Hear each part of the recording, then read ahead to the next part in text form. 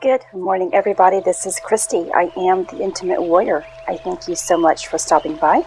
And as always, I send you love. Happy Christmas Eve. If you celebrate Christmas, I wish you the best today and, of course, always. I'm going to begin with kind of symptoms here lately. As a result of these very active upgrades. I have been feeling upper shoulder and upper back tightness between the shoulder blades and kind of out of the shoulders there and behind the back.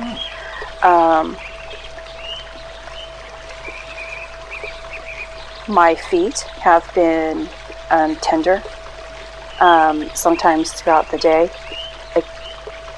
My feet have also been burning, mostly the left foot, excuse me. And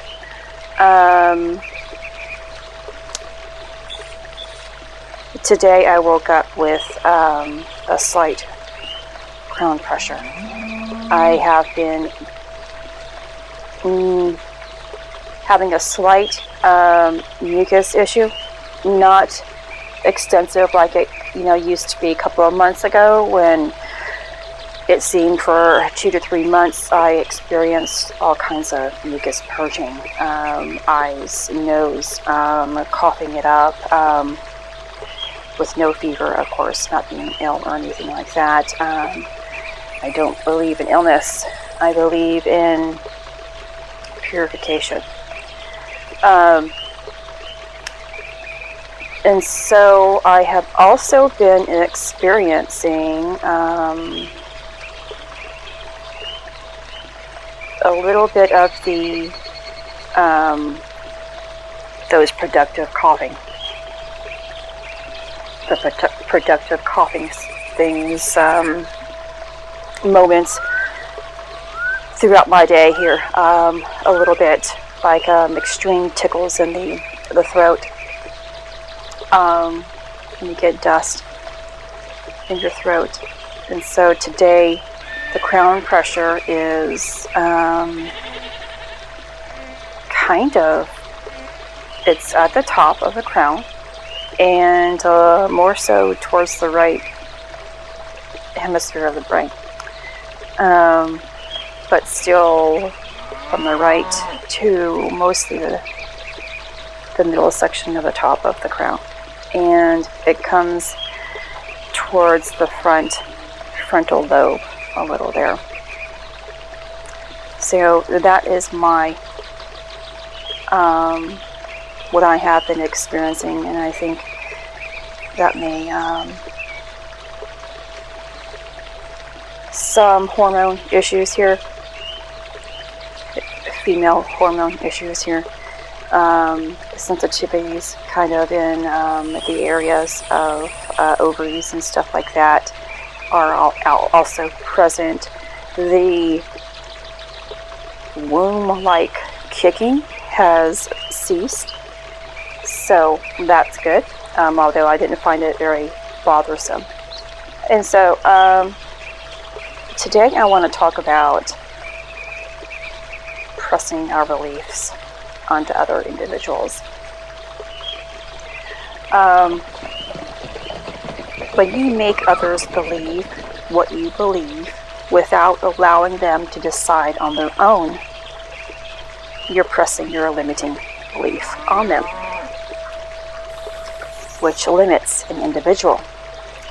A limiting belief is an idea that was made as a result of another individual's ideas, not by their own conclusion or self-realization.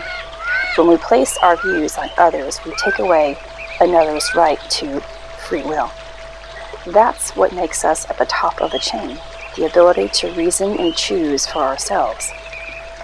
Except everyone is so busy trying to convince others to see things their way, follow me, do this, stay within the crowd, instead of allowing an individual to judge what's right for themselves based on what their heart speaks.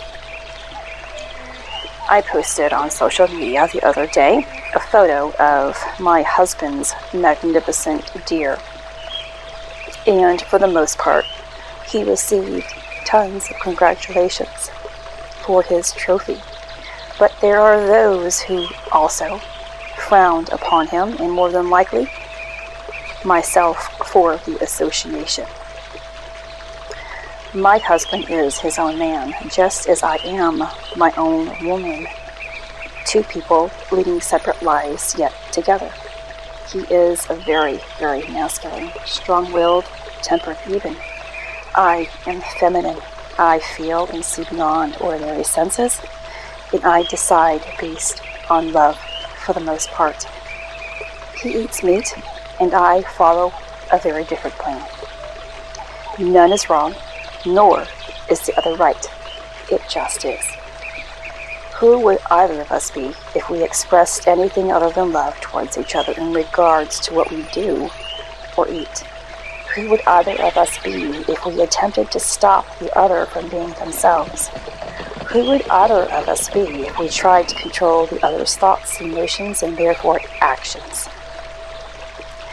So many times, whether in relationships or society, people want to take away an individual's right to do what is right within their own lives because it makes another uncomfortable and goes against what they believe. That's control. And that's why the world is in turmoil. We all want others to be the same and take away individual will. Source gives us free will to be used wisely, not to steal from others. My right to express who I am is exactly that, my own. Being grateful for my own right makes me see that I have no right to ever ask someone else to stop believing in what they do. Me loving myself the way that God loves me makes me see another individual just as God sees them. Every individual will have a path, whether you understand it, like it, or not. It's not for another to decide, but appreciate the courage it takes to venture on a path that you know nothing about, for it proves faith. When we trust our individual path and move forward, we are doing so by divine guidance and strength. Don't judge my husband for being a hunter. Don't judge me for not eating meat and being who I am. We are two different people living from the same heart, a heart that doesn't control the other. This is freedom, and this is love. If God wanted us all to be the same and kneel down to another, God never would have given us the Son of Man to set us free. Judgment is an individual lacking that depletes the individual spirit. Learn to see from another's perspective, but mostly learn to see from God's heart. Remember, when you judge another, no matter what it may be, that judgment comes from you. Therefore, is your reflection. What you judge is your lacking and not another's wrongdoings. Look at others from spiritual eyes, and when you do, the love that you see in others is, in fact, the love that's within you. And so, as I already stated in this,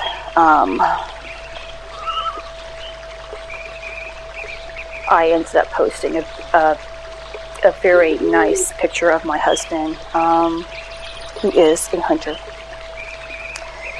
And I really try to keep my family out of my videos here, because this is my path. But when it comes to, I guess, judgment, this is a perfect example, and it's the only reason why I am including my husband in this video. He is a hunter, and he eats meat. My entire family eats meat. And of course, if I am going through a stage of requiring it, I move with it. I really listen to my body. For the most part, 99% of the time, I am eating a meatless plant. But there comes a time in my ascension here where I have this, I feel something that is required. And so if there is something there that my body is craving, I learn to move with it without having a negative or judging what I am eating. That's what it's all about too. When we are eating something, if we are eating it with judgment, whether it is meat, whether it is chocolate cake, whatever it's ice cream, going to McDonald's, whatever it is, if we are eating it with an internal judgment about it, we take in that negative energy. And for when it comes to food, it comes in the form of weight gain, negative energy. Okay, you are absorbing negative energy. And this takes me back again, I've mentioned it in several other videos, when Christ says it is not the meat, it's not meat nor drink that enters the mouth that shall defile a man, but what comes out that does. And that really got me thinking about faith on a deeper level. And I embedded it into food, into things I was doing, my thoughts, of course. It has to go all across the board. If Christ was saying that I could really eat this and drink this, and it's not going to defile me, then it tells me that it is the thought that I have that works with it. Now, I am not saying eat junk food all the time. I am asking you that when you have a craving, when there is something that your body is requiring of you, to not judge yourself or the food that you are eating. Because when we are giving a negative thought, we are taking in another negative source. That cycle is continuously repeating itself. So when we are, again, judging another individual and trying to press our perspective onto them, an individual who doesn't find it to have great value, yet will change their perspective to fit into yours because they want to belong to what you're doing or want to prove love to you, or you have beaten it so much into their mind that they finally caved in. That becomes a negative source for them now. That here they are, they're doing something against their own will, against their spirit, against their own understanding. They're taking it in as being negative. You're building more resistance. It's so important to just stick with our own personal journey. Live our life the way that we see fit, and allowing another individual to make that same choice. Now, I'm not talking about saying to your significant other, hey, don't eat that entire cake. Or, I really want you to stop smoking because it's, harmful for you. But even still, okay, it doesn't matter what you say. Like for smoking, and this, I don't have any smokers in my house, but if you are trying to make someone stop smoking, if you're always asking them to stop smoking or telling them to stop smoking, they're more than likely going to continue smoking. Because all they're hearing is bickering. No matter your intention, their mind is hearing, they want me to stop something, which means they're trying to control me. The other person has to find value in quitting. If they don't see that they're unhealthy, they're not going to become healthy. So, I thought this was a good time to make this video again. I know I talk about judgment a lot, or I talk about our individual path and sticking with it a lot, but it needs to be said a lot because there are still so many people out there, and it's a good reminder for myself too. It keeps me on track by speaking this to you all as well. You know, because sometimes we're going through our day. I myself might go throughout my day and then something comes up and I'm like, okay, you know what? It's not really a good idea. Or, no, this is right. This is it, you know. But, so this is a good reminder for myself. And the more that I am speaking about this, I'm hearing it more in my own mind. And my own mind is teaching my heart the proper way to be within love. Love is always there, no matter what. No matter what. And this, of course, is my own perspective as well. So if it doesn't resonate with you, if you feel it's okay to, you know, tell someone to stop smoking, tell someone to stop eating, tell someone to whatever this and that, then by all means, this video is not for you. And again, no judgment on your part, because it's your life. You have different viewpoints, different understanding, and it's totally okay. I ask for the same thing. So today is, of course, Christmas Eve, and I am going to do some baking, cleaning, and we're going to have a New Year's Eve dinner here with the family, just a small little gathering today. And tomorrow we're having a much larger, you know. It's not really large, but I have a family of 4 living in this household, and tomorrow maybe 10, 11, or 12, I don't know. Much larger than 4. So, I guess before I go, I didn't listen to the entire video because it got under my skin, I guess. Not really under my skin, but I didn't agree with it. So there's no point in further listening. And it's through a page that I ordinarily find value in. But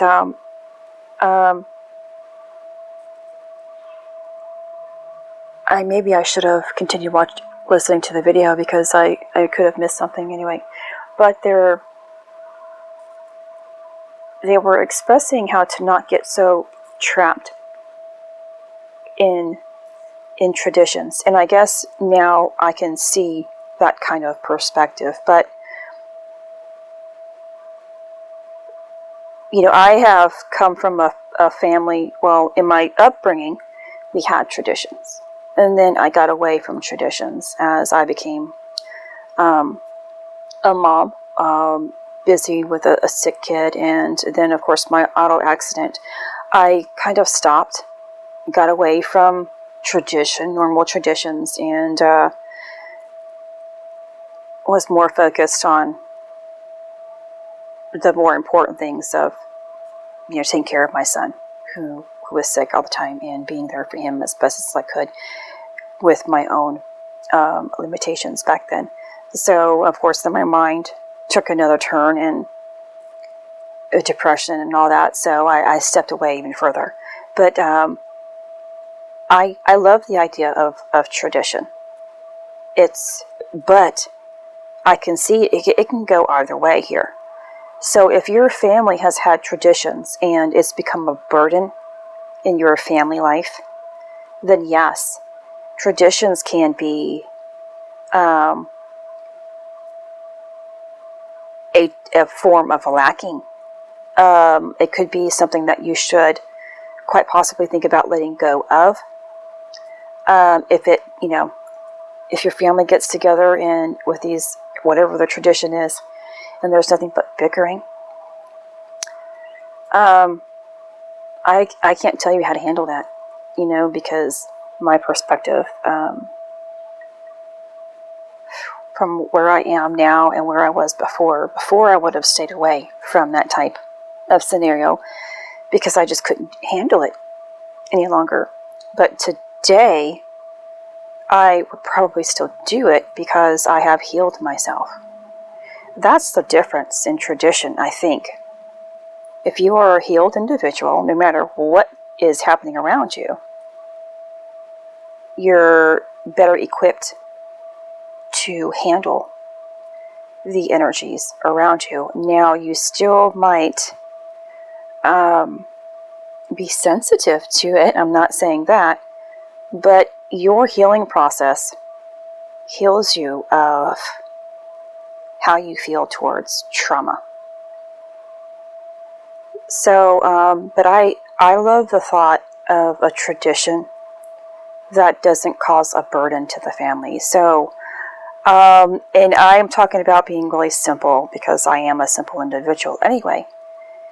Tradition is the family coming over. I don't require anybody to bring food. I don't require anybody to bring games or, you know, things like that. It's just being present.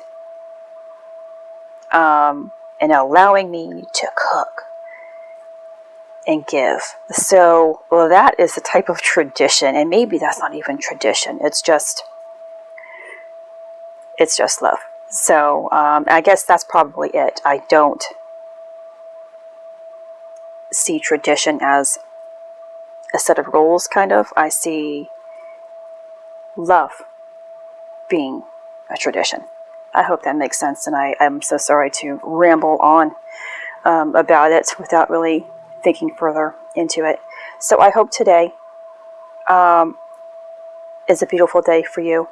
I hope every day is a beautiful day for you, but I know in prep of the holiday season here, Christmas is approaching it's just tomorrow, and you probably have a lot to do.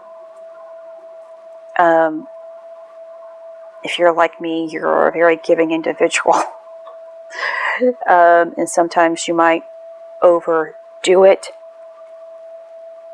Remember to step back and breathe. Remember to sit down and relax. Because you are important as well as others, okay? And I will talk to you guys tomorrow.